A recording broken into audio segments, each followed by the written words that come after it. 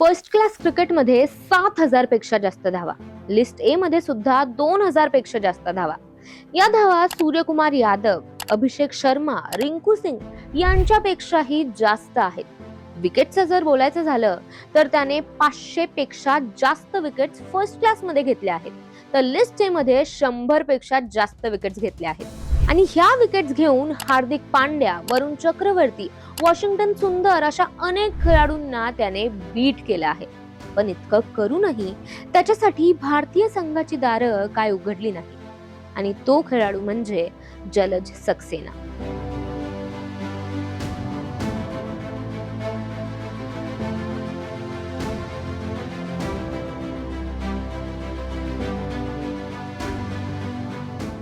भारतीय क्रिकेटमध्ये अनेक खेळाडू असे आहेत ज्यांनी डोमेस्टिक क्रिकेटमध्ये अफाट कामगिरी केली, विक्रमांचे डोंगर रचले, सातत्याने उत्तम प्रदर्शन केलं, मात्र तरीही त्यांना भारताच्या वरिष्ठ संघाची कॅप मिळू शकली नाही.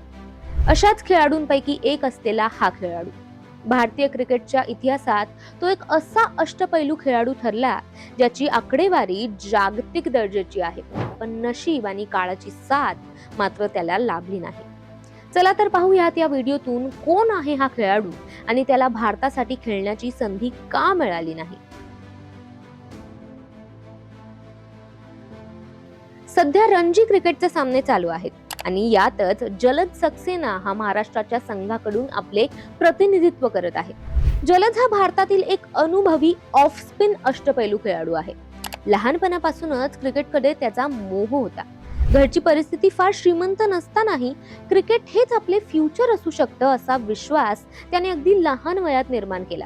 गल्लीतल्या क्रिकेट पासून सुरुवात करत त्याने हळूहळू जिल्हा स्तर, राज्य स्तर आणि अखेरीस रणजी ट्रॉफी पर्यंत मजल मारली.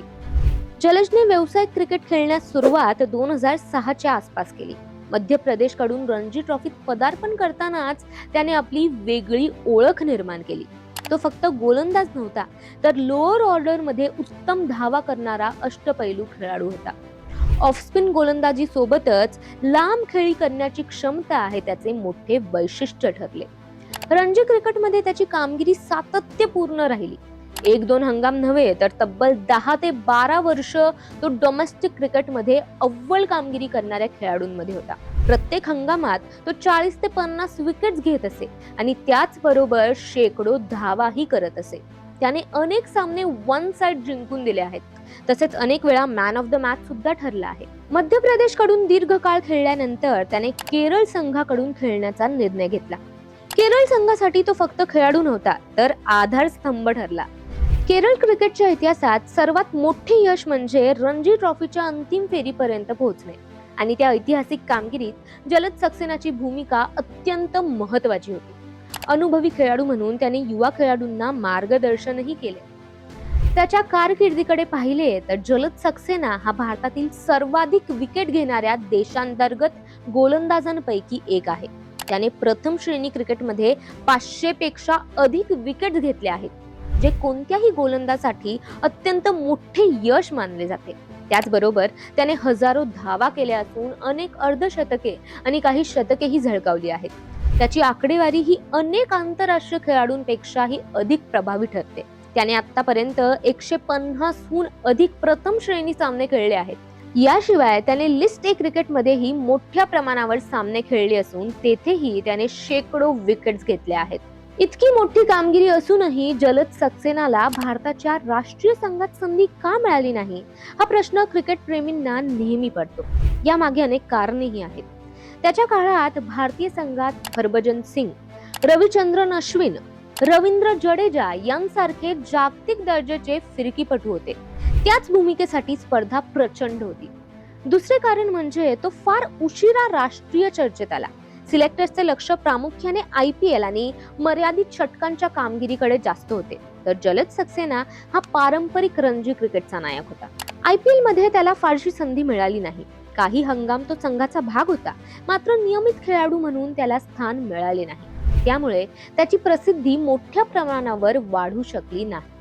भारतीय क्रिकेटमध्ये अनेक वेळा प्रतिभेपेक्षा योग्य वेळ आणि प्रसिद्धी अधिक महत्त्वाची ठरते, आणि जलज सक्सेना याच वास्तवात सगळ्यात मागे पडला. आज जलद सक्सेना हा भारतीय क्रिकेटमधील सर्वात आदरयुक्त देशांतर्गत खेळाडूंपैकी एक मानला जातो. तो भारतासाठी कधीही आंतरराष्ट्रीय सामना खेळू शकला नाही, तरी त्याची ओळख रणजी क्रिकेटचा दिग्गज अष्टपैलू अशी कायम राहील. क्रिकेट अभ्यासक अनेकदा त्याचे नाव भारताच्या सर्वोत्कृष्ट अनकॅप्ड खेळाडूंमध्ये घेतात.